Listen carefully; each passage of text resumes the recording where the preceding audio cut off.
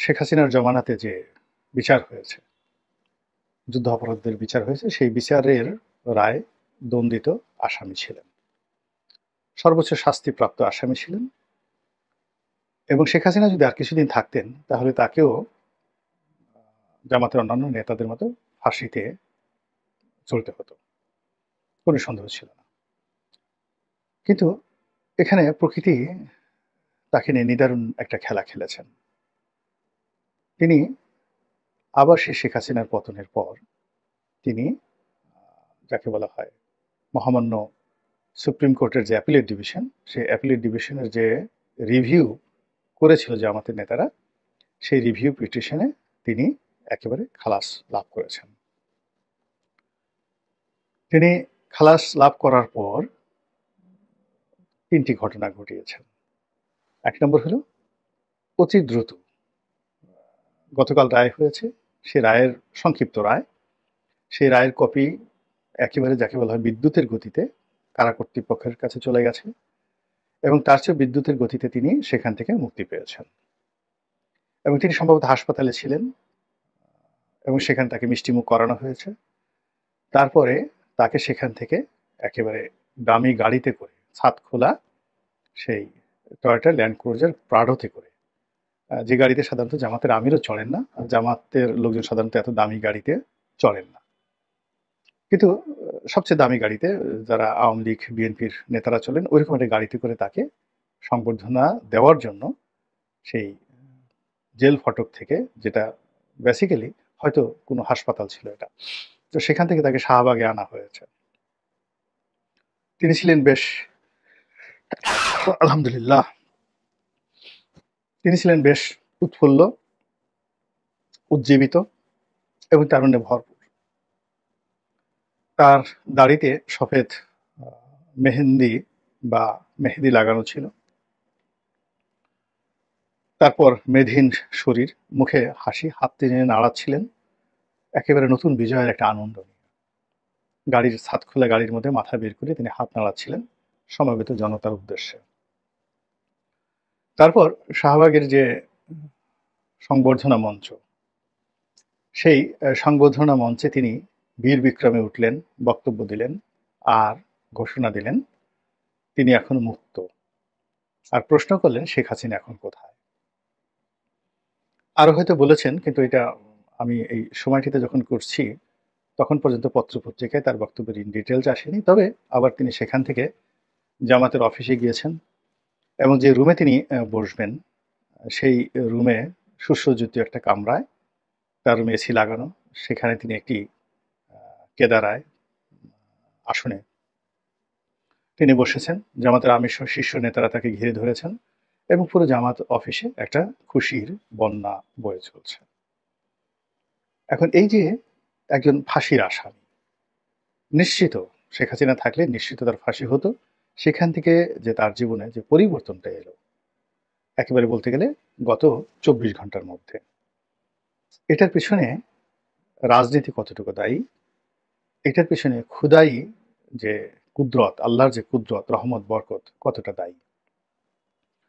এটা কি এমনি এমনি ঘটেছে, নাকি জনাব এটিএম আজহার, তিনি একজন আল্লাহর ওলি, তাকে বা তার মতো যারা লোকজন রয়েছেন তাদের প্রতি অবিচার করে শেখ হাসিনার যে পতন সেটা হয়েছে, আর আল্লাহ তাকে পুরস্কৃত করেছেন। আগামী দিনে চাহিদা তিনি জামাতের নেতা হিসেবে সংসদে যাবেন, মন্ত্রী হবেন, এমপি হবেন, এমনকি যেহেতু তিনি জামাতের সবচেয়ে সিনিয়র ব্যক্তি, সেক্ষেত্রে তিনি রাষ্ট্রপতি বা প্রধানমন্ত্রীও হয়ে যেতে পারেন। এই আল্লাহ মানে চাইলে কি না হয়। যেখানে ডক্টর মোহাম্মদ ইউনূস কখনো রাজনীতি করেনই নাই, করবেনও না, অথচ তিনি এই সময়ের মধ্যে তিনি দেশের প্রধানমন্ত্রীর চেয়ারে বসে গেছেন। তো এটা হতে পারে, সেই বিষয়গুলো নিয়ে এগুলো আলোচনা করব। তারপরে আরেকটা বিষয় নিয়ে আলোচনা করব যে এটা রাজনৈতিক একটা কৌশল হতে পারে, এটা ইতিবাচক হতে পারে দেশের জন্য, নেতিবাচক হতে পারে দেশের জন্য, জামাতের জন্য ইতিবাচক হতে পারে, জামাতের জন্য নেতিবাচক হতে পারে। তো এই সমস্ত বিষয় নিয়ে আলোচনা করার আগে ওনার সঙ্গে আমার ব্যক্তিগত যে সম্পর্ক সেটা নিয়ে 2-4 কথা বলা আবশ্যক। আমি তাকে কাশিমপুর কারাগারে পেয়েছিলাম এবং জামাতের অন্য সব নেতার থেকে তাকে একটু ব্যতিক্রম আমার কাছে মনে হয়েছে সব দিক থেকে। তিনি কথা কম বলেন, একেবারে নিপাট ভদ্রলোক, জামাতের অন্যান্য যে সকল নেতা যেমন বর্তমান আমির রয়েছেন তিনি খুবই বন্ধু বৎসল। যেখানে বসেন সবাইকে জমিয়ে নেন এবং তার যে চেহারা সুরত এবং আচরণ সবকিছুটাই আসলে পা থেকে নখ পর্যন্ত দেশের প্রচলিত রাজনীতির মতন করে। এখানে তিনি জামাতের আমির হলেও মূলত তার যে ক্যারেক্টারিস্টিক সেটা হলো টিপিক্যাল পলিটিশিয়ানদের মতো। তিনি খুবই জনপ্রিয় কর্মীদের মাঝে, সামাজিক অন্যান্য অনুষ্ঠানে সব জায়গাতে তিনি মধ্যমণি থাকেন। এর বাইরে অন্যান্য যারা জামাতের যারা নেতৃবৃন্দ রয়েছেন তারা প্রায় সবাই খুব কনজারভেটিভ, ভীষণ রকম কনজারভেটিভ, উদার নয়। জামাতের মধ্যে ২ জন খুব উদার লোক ছিলেন, যারা ফাঁসির কাস্টে ঝুলেছেন। তাদের মধ্যে ১ নম্বরে ছিলেন জনাব কাদের মোল্লা, ২ নম্বরে ছিলেন আ কামরুজ্জামান সাহেব। ভীষণ রকম উদার, আধুনিক মন মানসিকতা এবং বন্ধুবৎসল। আর জামাতের মধ্যে ধীর স্থির ক্যালকুলেটিভ ছিলেন মীর কাসেম আলী সাহেব।